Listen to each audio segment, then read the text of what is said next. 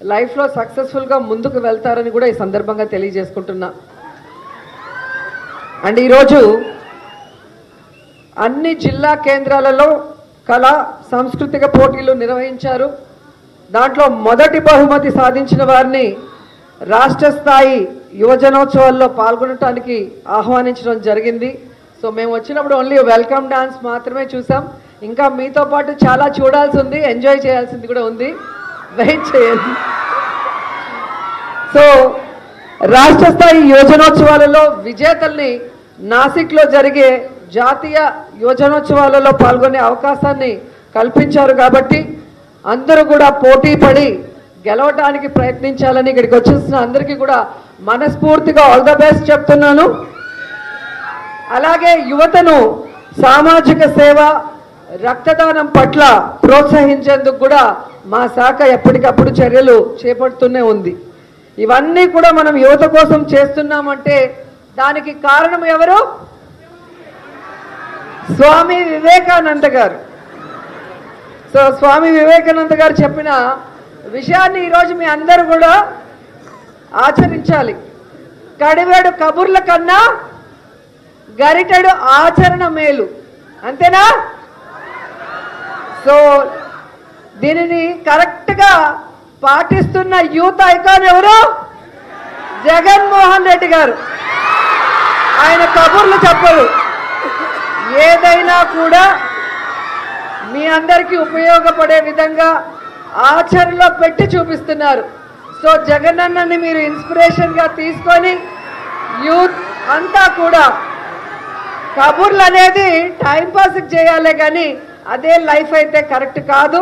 కాబట్టి ఆచరణలో మనం ఏం పెట్టగలమో వాటి మీద డిస్కషన్ చేసి వాటిని ఆచరణలో పెట్టమని కూడా కోరుకుంటున్నాను. అండ్ ఈరోజు ఎంతోమంది మహానుభావులు మన దేశంలో పుట్టిన ఒక్క వివేకానంద గారి జయంతినే యువజనోత్సవంగా నిర్వహించుకుంటున్నామంటే దానికి కారణం ఏంటి?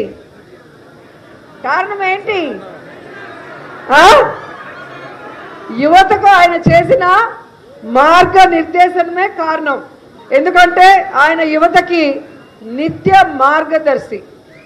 సో వివేకానంద గారి జీవితాన్ని, ఆయన నడిచిన మార్గాన్ని మనం అందరం కూడా ఆదర్శంగా తీసుకోవాలని కూడా ఈ సందర్భంగా యువతకు తెలియజేస్తున్నాను. అండ్ ఆయన బ్రతికింది కేవలం 39 ఏళ్ళైనా, చనిపోయిన 120 ఏళ్ళైనా ఈరోజు ఆయన గురించి మనం గొప్పగా చెప్పుకుంటూ ఆయన మాటల్ని ఇన్స్పిరేషన్గా తీసుకొని ఆచరణలో పెడుతున్నాము అంటే ఆయన ఎంత గొప్ప వ్యక్తో మీ అందరూ కూడా తెలుసుకోవాలి. అండ్ స్వామి వివేకానంద గారు ఒక గొప్ప హిందూ యోగి అని కూడా చెప్పచ్చు. ఎందుకంటే హిందూ మతం కోసం వేదాంతం, తత్వశాస్త్రాల బోధనలో అద్భుతమైన ఖ్యాతి గడించారు. విదేశాలకు వెళ్ళి హిందూ మతం కోసం, యువత నడవాల్సిన మార్గం కోసం ప్రసంగాలు ఇచ్చిన గొప్ప వ్యక్తి వివేకానంద గారని కూడా ఈ సందర్భంగా తెలియజేసుకుంటున్నాను. ముఖ్యంగా యువతను చైతన్యం చేయడం కోసం, అలాగే యువత సన్మార్గంలో నడిచేలాగా అవగాహన కల్పించడం కోసం రామకృష్ణ మఠం, రామకృష్ణ మిషన్ని స్థాపించారు వివేకానంద గారు. సాక్షాత్ సుభాష్ చంద్రబోస్ గారు, మహాత్మా గాంధీలు కూడా స్వామి వివేకానంద గారి బోధనలకు ప్రభావితులయ్యారు అంటే ఎంత గొప్ప బోధనలు ఆయన చేశారు, ఎంతటి అద్భుతమైన ప్రసంగాలు వివేకానంద గారు చేశారో ఒక్కసారి యువత ఆలోచించాలి. ఆయన గురించి తెలుసుకోవడానికి ఆ బుక్స్ కూడా చదవాలని కూడా మనస్ఫూర్తిగా కోరుకుంటున్నాను. భారతదేశాన్ని జాగృతం చేయడమే కాకుండా అమెరికా, ఇంగ్లాండ్లో యోగా, వేదాంత శాస్త్రములను తన ఉపన్యాసాల ద్వారా, వాదనల ద్వారా పరిచయం చేసిన ఖ్యాతి వివేకానంద గారికి మాత్రమే దక్కిందని కూడా గర్వంగా చెప్పగలం. గురువు గారి కోరిక మేరకు అమెరికాకు వెళ్ళి అక్కడ హిందూ మత ప్రాశస్త్యం గురించి ఎన్నో ఉపన్యాసాలు చేశారు. అతని వాగ్దాటికి ముగ్ధులై అమెరికా ప్రజానీకం కూడా బ్రహ్మరథం పట్టింది అంటే ఆయన మన దేశంలో పుట్టినందుకు మనమందరం కూడా గర్వపడాలని కూడా ఈ సందర్భంగా తెలియజేసుకుంటున్నాను. పాశ్చాత్య దేశాల్లో అడుగుపెట్టిన మొదటి హిందూ యోగి కూడా వివేకానంద గారు అని చెప్పడానికి నేను హ్యాపీగా ఫీల్ అవుతున్నాను. ముఖ్యంగా యువత కోసం మన దేశమంతా ఎన్నో ప్రసంగాలు బోధనలు కూడా చేయటం జరిగింది. అందులో కొన్ని మీకు శారదాదేవి గారు, ముఖ్యంగా తాతా మహారాజ్ గారు ఎన్నో విషయాల్ని, అద్భుతమైన విషయాల్ని చెప్పడమే కాకుండా మన ప్రద్యుమ్న గారు కూడా మరి వారి శిష్యులే, ఆయన కూడా చక్కటి కథలు కూడా మీకు చెప్పడం జరిగింది. సో ఇవన్నీ కూడా మీరు విని వాటిలో ఉన్న సారాంశాన్ని తెలుసుకొని మీ లైఫ్కి మీరు అన్వయించుకుంటే అద్భుతమైన విజయాన్ని మీరు చూడగలరని కూడా ఈ సందర్భంగా తెలియజేసుకుంటున్నాను. అండ్ ఇక్కడ ఉన్న విద్యార్థులందరూ కూడా సక్సెస్ కావాలి అంటే, అందుకు మోటివేషన్ పొందాలి అంటే వివేకానంద గారు చెప్పిన మాటల్ని నిరంతరం గుర్తు చేసుకోవాలి. అందులో నాకెప్పుడు గుర్తుండేది ఏదంటే, మందలో ఒకరిగా కాదు, వందలో ఒకరిగా ఉండాలి. ఎలా ఉండాలి? మందలో ఒకరిగా ఉంటే మందలగిరికి పోతారు. ఎవరో తెలుసు కదా, పప్పు. వందలో ఒకరిగా ఉండాలంటే జగనన్నలాగా అందరికీ ఇన్స్పిరేషన్గా సక్సెస్ఫుల్గా ఉంటారు. సో అలాగే దాన్ని మీ భాషలో చెప్పాలి అంటే గుంపులో గోవిందాలాగా ఉండకూడదు అంటారు వివేకానంద గారు.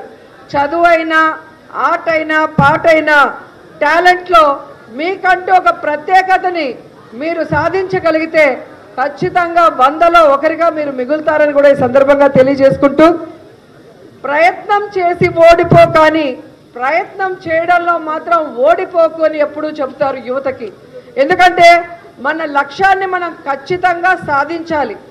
ఆ సాధించే ప్రయత్నంలో అప్పుడప్పుడు మనకి ఓటములు ఎదురైనా కూడా వాటన్నిటినీ కూడా అధిగమించి మన గోల్ని రీచ్ అయ్యేంత వరకు వెనకడుగు వేయకుండా ప్రయత్నిస్తూ ఉంటే ఖచ్చితంగా సక్సెస్ అనేది మీ పాదాల చెంత ఉంటుందని కూడా ఈ సందర్భంగా తెలియజేసుకుంటున్నాను.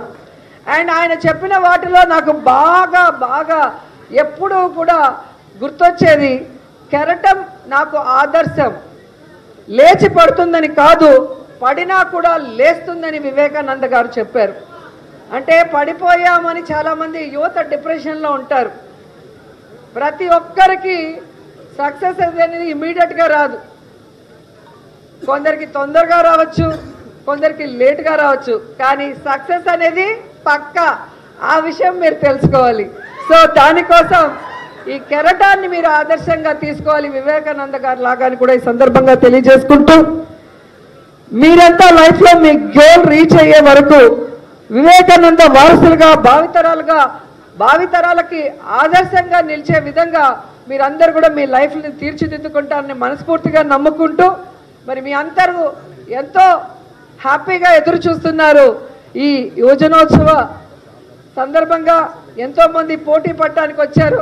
సరే, వారి డాన్సుల్ని చూసి ఈరోజు ఎవరైతే మరి గెలిచారో జిల్లా స్థాయిలో వాళ్ళందరికీ కూడా సన్మానాలు చేసి వాళ్ళందరినీ కూడా గౌరవించడం జరుగుతుంది.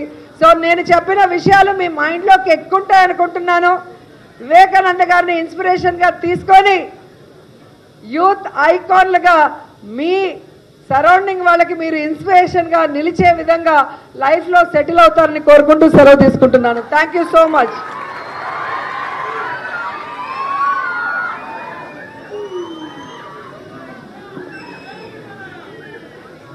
Thank you madam. ఇందాక మేడం చెప్పినట్టుగా మనకి డిస్ట్రిక్ట్ యూత్ ఫెస్టివల్స్, అదేవిధంగా స్టేట్ యూత్ ఫెస్టివల్